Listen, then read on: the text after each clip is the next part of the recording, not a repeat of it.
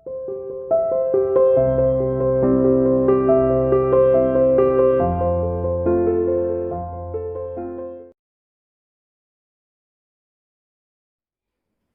dear student, welcome to C International School online classes. My dear plus 2 commerce class unit 6 staffing हमने start कर ली थी और आज हम डिस्कस करेंगे स्टाफिंग का इम्पोर्टेंस क्या है। ठीक है, स्टाफिंग मीनिंग क्लियर है सभी को और स्टाफिंग फीचर क्या है ये भी बता चुकी हैं। आज फीचर्स के बाद क्या आते हैं, इंपॉर्टेंस आते हैं। ठीक है, फीचर्स तो स्टाफिंग के मीनिंग में से ही निकलता है। आज हम डिस्कस करेंगे इंपॉर्टेंस क्या है स्टाफिंग का, यानी क्या इसका इंपॉर्टेंस है, हमें क्या फायदे पहुंचाता है, वही तो इसकी इंपॉर्टेंस बनकर आएंगे। तो सबसे पहले देखिए इंपॉर्टेंस ऑफ स्टाफिंग में। First of all importance helpful in discovering and obtaining competent personal. Staffing क्या बताया था, व्यक्ति को लगाना स्टाफिंग नहीं है, लगाना है लेकिन एक कॉम्पिटेंट पर्सन को उसके जो जिस भी पोस्ट के लिए वो एबल होना चाहिए उस पोस्ट पर उसको लगाना है। वो तब लगाना है जब वो केवल उसी व्यक्ति को लगाना है जिसमें एबिलिटी हो और साथ में क्या हो, इंटरेस्ट। अगर उसका इंटरेस्ट होगा तो व्यक्ति जल्दी मोटिवेट होगा और मोटिवेट व्यक्ति लंबे समय तक टिके रहेंगे और लंबे समय तक टिके रहेंगे संस्था को सर्वाइवल और ग्रोथ में क्या करेंगे, संस्था की सर्वाइवल ग्रोथ में वो हेल्प करेंगे। ठीक है, तो helpful in discovering obtaining competent personal, सबसे पहला पॉइंट यही आता है। स्टाफिंग के क्या फायदे, क्या इंपॉर्टेंस है, क्या हमें फायदा पहुंचता है, फायदा यही पहुंचता है जब स्टाफिंग की प्रोसेस को हम यूज करते हैं, स्टाफिंग जब फंक्शन परफॉर्म करते हैं तो हम डिस्कवर कर पाते हैं और प्राप्त कर पाते हैं कॉम्पिटेंट पर्सन को। ठीक है, किस तरीके से, क्योंकि इसमें रिक्रूटमेंट होता है, सिलेक्शन होता है, मैं लास्ट वीडियो में बता चुकी हूँ क्या है।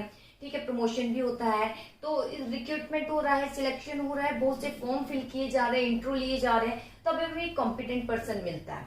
ठीक है, इसके बाद आता है हेल्पफुल इन बेटर परफॉर्मेंस। पहले मैं थोड़ा ओरली बता देती हूँ, फिर आपको जैसे कि बुक्स में है वैसे बताऊंगी। ऐसा कुछ नहीं रटना है, कुछ भी नहीं होता, सिर्फ एक मीनिंग क्लियर होना चाहिए, फिर आपको पॉइंट आपको लिखा आना चाहिए, उसका एक्सप्लेनेशन कैसे करना है। अगर मीनिंग क्लियर है तो एक्सप्लेनेशन ऑटोमेटिक कर पाएंगे। हेल्पफुल इन बेटर परफॉर्मेंस, तो देखिए जब एक कॉम्पिटेंट पर्सन मिल जाएगा तो बेटर तो परफॉर्मेंस देगा ही, क्योंकि कॉम्पिटेंट पर्सन है, व्यक्ति वही लगाया गया है जो कि पोस्ट के एबल है। अगर उसके एबल के अकॉर्डिंग नहीं लगाओगे तो व्यक्ति बेटर परफॉर्मेंस नहीं दे पाएगा। उसको वही काम मिला है जिसके लिए वो योग्य है, तो बेटर परफॉर्मेंस देगा, तो ऑटोमेटिक सेकंड पॉइंट बनता है। फिर थर्ड पॉइंट, जब वो बेटर परफॉर्मेंस देगा तो थर्ड पॉइंट क्या करोगे, क्या आ सकता है थर्ड पॉइंट सीधा, जब बढ़िया परफॉर्मेंस दे रहा है तो कंक्लूजन एक ही निकलेगा कि बढ़िया परफॉर्मेंस के कारण संस्था का ग्रोथ होगा, संस्था को प्रॉफिट होगा। सर्वाइवल पढ़ा है ना, फर्स्ट यूनिट में पढ़ा आपने, सर्वाइवल प्रॉफिट के पॉइंट में पढ़ा था कि अगर प्रॉफिट होगा तो संस्था लंबे समय तक टिकेगी और क्या होगा, संस्था का ग्रोथ होगा, संस्था का विस्तार होगा। अभी केवल इतनी ही है, बड़े स्तर पर है, एक स्टेट में दूसरे स्टेट में चली जाएगी। ठीक है, helpful in obtaining utilization of human resources. ठीक है, कॉम्पिटेंट पर्सनल मिल जाते हैं, वो बेटर परफॉर्मेंस अपनी देते हैं, बेटर परफॉर्मेंस देते हैं, तो एंटरप्राइज जो है उसको वो लंबे समय तक टिकती है और ग्रोथ भी होता है। और लंबे समय तक टिक रही है, ग्रोथ हो रहा है, तो ऑटोमेटिक एक पॉइंट और मिलेगा आपको, कौन सा, इट मीन्स सर्वाइवल ग्रोथ, मतलब कि यहाँ पर जो रिसोर्सेज है उसका कैसा प्रयोग हो रहा है, बेटर प्रयोग हो रहा है। तो optimum utilization of human resources, आप कह सकते हैं रिसोर्सेज, दोनों रिसोर्सेज का बेटर प्रयोग होता है। दो ही रिसोर्सेज है, एक जैसे कि संस्था में, अब यहाँ भी दो ही रिसोर्सेज है, एक मैं हूँ एक्टिव और एक दूसरा ये है जो पैसिव है। मैं एक्टिव हूँ, मैं ही इसको एक्टिव करा सकती हूँ, दो ही रिसोर्सेज काम कर रहे हैं, मैं हूँ और ये है, सभी रिसोर्सेज है ये सभी। ठीक है, टाइम भी रिसोर्सेज है, सभी को रिसोर्सेज बोलते हैं। तो ऑप्टिमम यूटिलाइजेशन हो पाता है ह्यूमन रिसोर्सेज का। Helpful in improving job satisfaction, जब ह्यूमन रिसोर्सेज का बेटर प्रयोग होगा वो बेटर परफॉर्मेंस देगा, कॉम्पिटेंट होगा, तो सीधी सी बात है इट मीन्स उसमें एक जॉब सेटिस्फेक्शन है, बेटर परफॉर्मेंस है तभी तो जॉब सेटिस्फेक्शन है। बेटर परफॉर्मेंस क्यों दे रहा है, क्योंकि उसको जॉब सेटिस्फेक्शन मिल रहा है। ठीक है, तो किस में हेल्प करता है, हेल्पफुल इम्प्रूविंग होता है जॉब सेटिस्फेक्शन, जो व्यक्ति चाहता है हम उसको देते भी है, जो एनवायरमेंट चाहता है वो हम उसको प्रोवाइड भी करते हैं। स्टाफिंग के अंतर्गत उसे जब व्यक्ति आता है तो कुछ अपनी शर्तें भी रखता है। जो ज्यादा अच्छे कॉम्पिटेंट पर्सन होते हैं वो कोई ना कोई शर्तों पर ही आते हैं। ठीक है, एक संस्था को छोड़कर अगर दूसरी संस्था में आ रहे कोई ना कोई अपनी शर्त रखते हैं और हम उसको मानते भी। मानते क्यों है, क्योंकि वो उनका आना हमारी संस्था को लाभ पहुंचाता है। ठीक है, मोरल ऑफ एम्प्लॉय का मोरल, हौसला यानी वो मोटिवेट इंक्रीज होता है। ठीक है, तो ये सारे पॉइंट है जो कि इम्पोर्टेंट स्टाफिंग के। अब हम इसके एक्सप्लेनेशन देख लेते हैं बेटा। क्या इसका एक्सप्लेनेशन, जैसे कि आपकी बुक में है, सिंपल सा एक्सप्लेनेशन मैंने बता ही दिया है। पॉइंट पता होना चाहिए। सबसे पहले स्टाफिंग है तो कॉम्पिटेंट पर्सन मिलते हैं, कॉम्पिटेंट पर्सन मिल रहे हैं तो बेटर परफॉर्मेंस देंगे, बेटर परफॉर्मेंस देंगे, संस्था को लाभ होगा लंबे समय तक। संस्था को लाभ हो रहा है, इट मीन्स हम कह सकते हैं कंक्लूजन में ये भी निकल रहा है कि रिसोर्सेज का अच्छा प्रयोग हो रहा है, तभी संस्था को लाभ मिल रहा है, और लोग सेटिस्फाई भी है, मोरल इंक्रीज हो रहा है। सारे पॉइंट किसको शो कर रहे हैं, इंपोर्टेंस ऑफ स्टाफिंग को। तो देखिए, पहला, helpful in discovering and obtaining competent personal. Under staffing latest technique use की जाती है। कौन कौन से, जब कॉम्पिटेंट पर्सन को हम हायर करने वाले व्यक्ति को अपॉइंट करने वाले होते हैं, ये बुलाया जाता है, तो कौन कौन सी सबसे बढ़िया टेक्निक यूज की जाती है जो हमें बेटर लगती है। अगर इंट्रो ज्यादा लेने हैं तो इंट्रो के प्रोसेस ज्यादा कर दी जाती है, मीन्स स्टेप कुछ ज्यादा रख लिए जाते हैं, ज्यादा जरूरत नहीं है तो केवल एक बार इंट्रो लिया जाता है, चाहे वो रिटर्न है चाहे ओरल, उसको सीधा अपॉइंट कर दिया जाता है। वो डिपेंड करता है हम क्या यूज कर रहे हैं। ठीक है, तो स्टाफिंग में लेटेस्ट टेक्निक यूज की जाती है किसके लिए, रिक्रूटमेंट। रिक्रूटमेंट आपको पता है ना, पॉजिटिव प्रोसेस है, लोगों को बुलाने की। उसके बाद सिलेक्शन क्या है, लोगों को कुछ रखना, कुछ को चले जाना, तो नेगेटिव प्रोसेस बोलते हैं। And the employ as a result क्या होता है, it become possible search for selectable employ different post के लिए एबल पर्सन हम क्या कर पाते हैं, सिलेक्ट कर पाते हैं, जैसे मैंने अभी बोला था। ठीक है, and recruitment search for employ conducted through selection में आर सिलेक्टेड। ठीक है, रिक्रूटमेंट प्रोसेस के द्वारा व्यक्ति को बुला के उसमें से एबल व्यक्ति को क्या किए जाते हैं, सिलेक्ट किए जाते हैं, कॉम्पिटेंट पर्सन को सिलेक्ट किया जाता है ताकि वो संस्था को लाभ पहुंचाए। ठीक है, तो ये था फर्स्ट पॉइंट, जैसे मैंने स्टार्टिंग बताया था वही है, कुछ रटना नहीं है, मीनिंग क्लियर होना चाहिए, स्टाफिंग का ऑटोमेटिक आप ये लिख पाएंगे। ये जरूर वर्ड यूज करना है बार बार, रिक्रूटमेंट और सिलेक्शन। ठीक है, फिर ट्रेनिंग यूज कर लीजिए, प्रमोशन यूज कर लीजिए, कुछ भी आप, मेन तो सिलेक्शन तक ही है क्योंकि यहाँ पर हम व्यक्ति को रख लेते हैं, फिर आगे हम उसको देते हैं ट्रेनिंग और वो। अब आता है helpful in better performance. Better performance कैसे, क्योंकि कॉम्पिटेंट पर्सन है, ठीक है, एबल है, जो व्यक्ति एबल है जॉब के लिए उसी को लगाया गया तो बेटर परफॉर्मेंस देगा। देखिए कैसे, थ्रू द मीडियम स्टाफिंग के माध्यम से राइट पर्सन ही अपॉइंट किए जाते हैं राइट पोस्ट पर। वही बात, एक ही लाइन बार बार आ रही है, राइट पर्सन को राइट पोस्ट दी जाती है। ठीक है, सुटेबल पर्सन ही सिलेक्ट किए जाते हैं ध्यान में रखते हुए कि पोस्ट कौन सी है, सिंपल सा meaning. As a result efficiency और इफेक्टिवनेस एम्प्लॉय का बढ़ जाता है। जब कॉम्पिटेंट पर्सन आएगा तो क्या बढ़ेगी, ये लाइन अंडर का लाइन कर लेना, एफिशिएंसी और इफेक्टिवनेस क्या हो जाएगा, बढ़ जाएगा। एफिशिएंसी और इफेक्टिवनेस दोनों को मिला के मैनेजमेंट कंप्लीट हो जाता है, बढ़ जाएगा, यानी बेटर क्या देगा, वो परफॉर्मेंस देगा। ठीक है, थर्ड आता है continuous survival and growth of enterprise. Every employ aspire for its continuous survival and growth. हर एक इंटरप्राइज जो चाहती है कि लंबे समय तक चले, चाहती है, जिस पर यूनिट फर्स्ट में भी पढ़ा था हमने, ये केवल तभी पॉसिबल है when it is human resources supreme quality. जब जो ह्यूमन रिसोर्सेज है वो कौन सी क्वालिटी का हो, सुप्रीम क्वालिटी का। कौन सी क्वालिटी का हो, सुप्रीम क्वालिटी का, तभी पॉसिबल है कि सर्वाइवल और ग्रोथ होगा, लंबे वो प्रॉफिट होगा, लंबे समय तक चलेगी अगर सुप्रीम क्वालिटी के होंगे। ठीक है, जैसे अगर स्कूल में जितने अच्छे टीचर्स होंगे उतना अच्छा रिजल्ट दे पाएंगे। जब टीचर रिजल्ट ही नहीं दे पाएगा तो संस्था का विकास कैसे होगा, एडमिशन कैसे होता है, रिजल्ट को देखकर जो है पेरेंट्स अपने बच्चों को एडमिशन कराते हैं, स्कूल का रिजल्ट अच्छा आता है, तो कहीं ना कहीं सभी का उसमें योगदान होता है। तो इसलिए कॉम्पिटेंट पर्सन को ही रखना चाहिए जिसके वो एबल है पोस्ट के।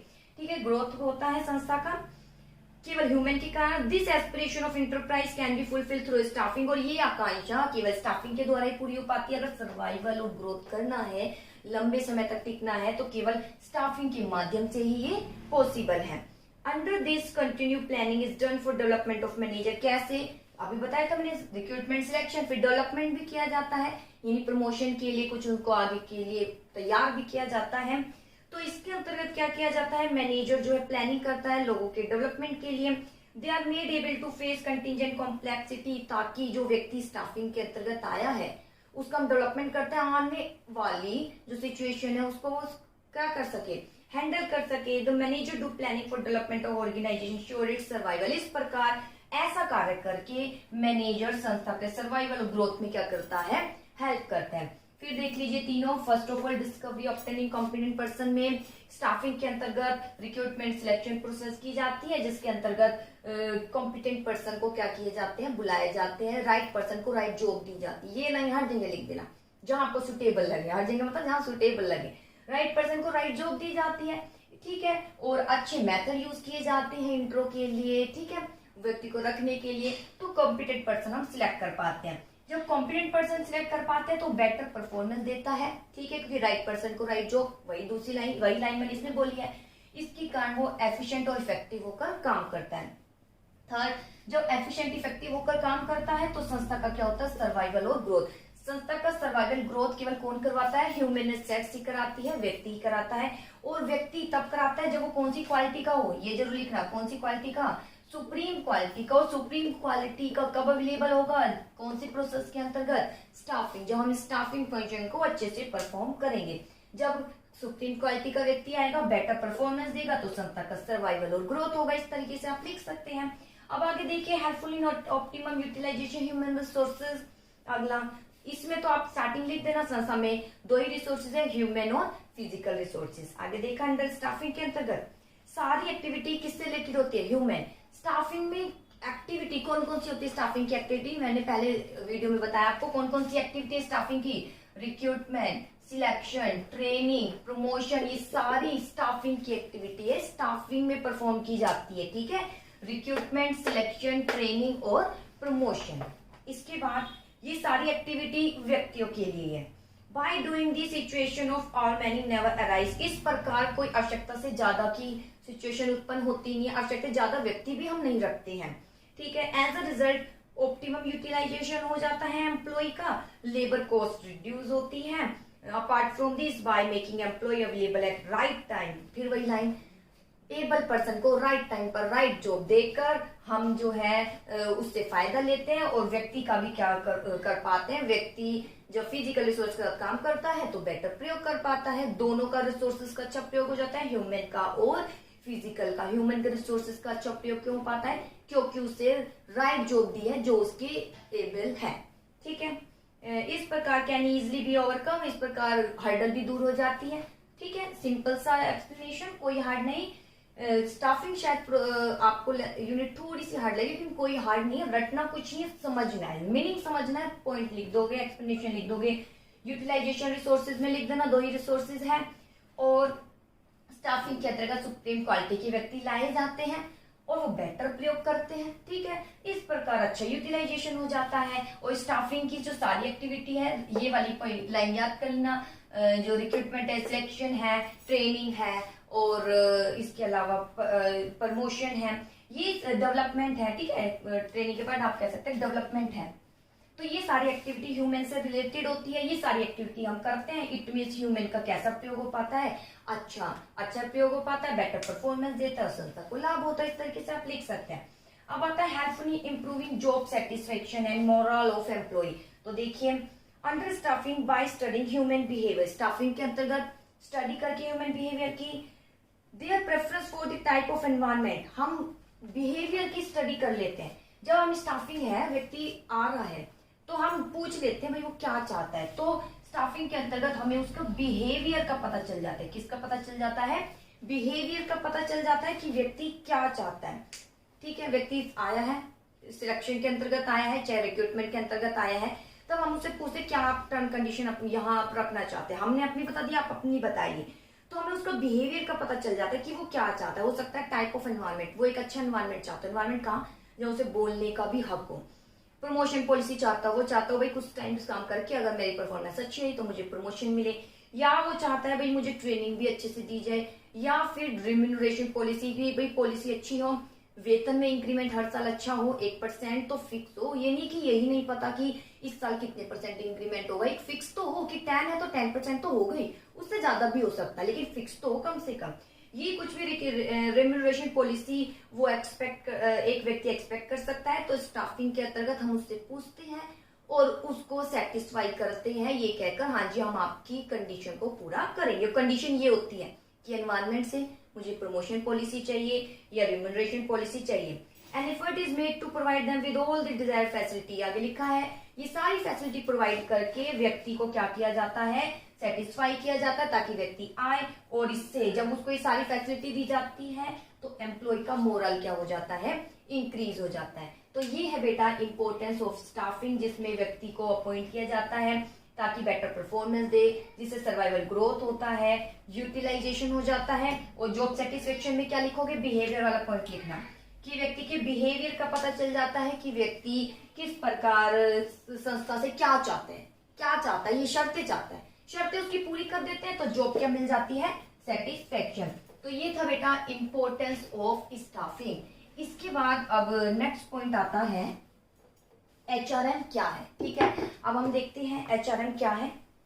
ह्यूमन रिसोर्सेज मैनेजमेंट, ये मैंने बताया था आपको कि एक डिपार्टमेंट होता है। तो एचआरएम क्या है, देखिए एचआरएम आपने सुना होगा, एचआरएम की पोस्ट है, ये सभी आज हम देखते हैं क्या है। ऑल मीन ऑफ प्रोडक्शन, ठीक है, सारे प्रोडक्शन का मीन, कौन कौन है प्रोडक्शन की mean, man, material, machine, money. ठीक है, मैन है, मटेरियल है, ठीक है, मशीन है, और कौन है, मनी है।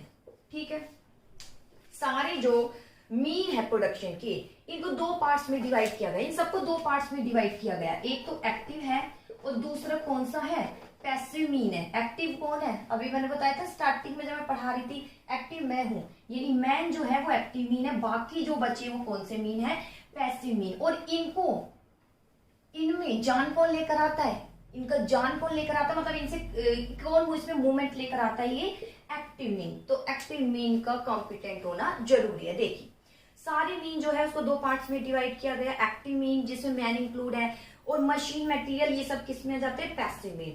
एन एंटरप्राइज में have large quantity of passive mean, एक संस्था में बहुत सारा पैसिव मीन हो सकता है, मटेरियल खूब है, मशीन खूब है, मनी खूब है। आप देखते होंगे स्कूल की बिल्डिंग बहुत सुंदर बनी हुई है, ठीक है, लेकिन वहां व्यक्ति बढ़िया नहीं, कोई फायदा नहीं है। एंटरप्राइज में हम लार्ज क्वांटिटी के पैसिव मीन हो सकते हैं, जैसे मशीन, मटेरियल, मनी, लेकिन same no use of it not properly utilize, लेकिन इसका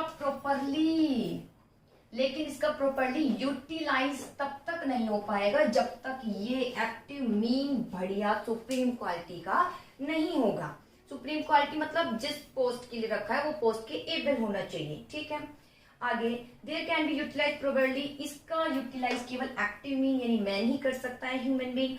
What is needed that such human resources be made available as it perfectly efficient, इस प्रकार जरूरी होता है कि ह्यूमन रिसोर्सेज जो भी अवेलेबल कराया जाए बढ़िया क्वालिटी का हो, एफिशिएंट हो। It is job of HRM to make efficient human resources available. तो एचआरएम का कार्य क्या, ये एचआरएम डिपार्टमेंट है, इसका कार्य क्या है, अपॉइंट करना है। क्या करना है, अपॉइंट करना है, किसको, एक्टिव मीन, एक पर्सन को, ह्यूमन रिसोर्सेज को क्या करना है, अपॉइंट। लेकिन कौन सा अपॉइंट करना है, रिसोर्सेज कौन सा, ह्यूमन, जो कि एबल होना चाहिए, किसके लिए, पोस्ट के लिए।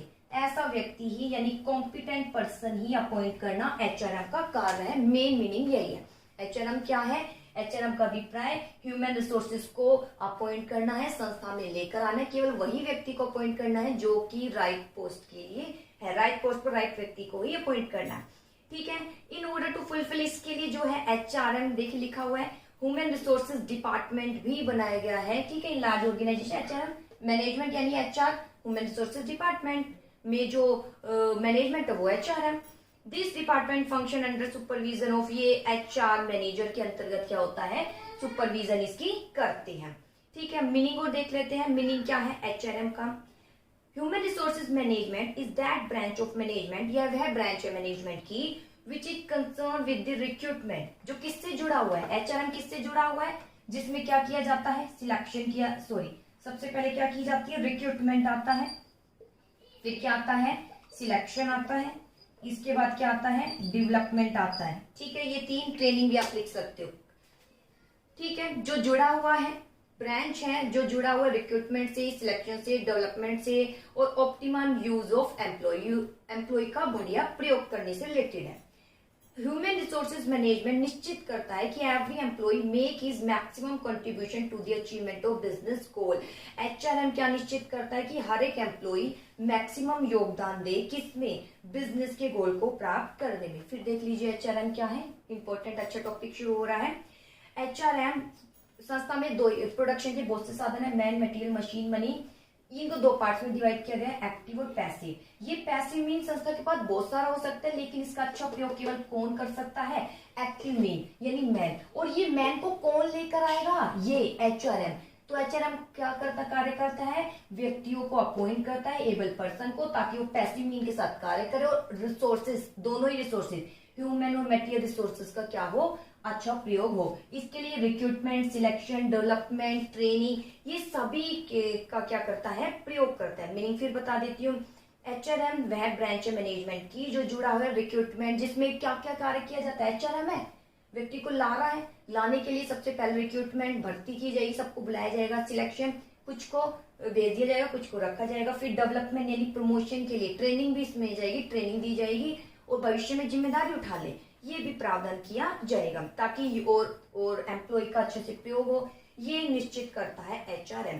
तो एचआरएम निश्चित करता है हर एक एम्प्लॉय अपना, जब व्यक्ति आ जाए तो अच्छा क्या दे? अपना कंट्रीब्यूशन दे। अच्छा क्या दे? कंट्रीब्यूशन दे। किसको प्राप्त करने में? बिजनेस के गोल को। किसको प्राप्त करने में? बिजनेस के गोल को। तो ये था बेटा एचआरएम क्या है। आई होप आपको समझ आया होगा, और आप प्लीज इसको अच्छे से जरूर कीजिएगा। नेक्स्ट वीडियो में मैं आपको इसके जो इवोल्यूशन है एचआरएम की वो डिस्कस करूंगी। आज नहीं कर रही क्योंकि इसको अच्छे से कर लीजिए। यहाँ थोड़ा बच्चों को डिफिकल्टी होती है, जो भी प्रॉब्लम है तो आप मुझे जैसे ही वीडियो आप देख लेते हैं व्हाट्सअप जरूर कर दीजिएगा, और ताकि मैं तभी आपका सोल्यूशन कर दूं। ठीक है, यहाँ तक अच्छे से कर लेंगे चैप्टर, तो आगे का जो मैं इवोल्यूशन बताऊंगी, आगे प्रोसेस है वो बहुत इजी है, वो आप इजिली कर पाएंगे। तो ठीक है, आज हम यही फिनिश करते हैं अपना टॉपिक। आई होप आप इसको अच्छे से रीड करेंगे और प्रॉब्लम पूछेंगे जो प्रॉब्लम होगी। ओके।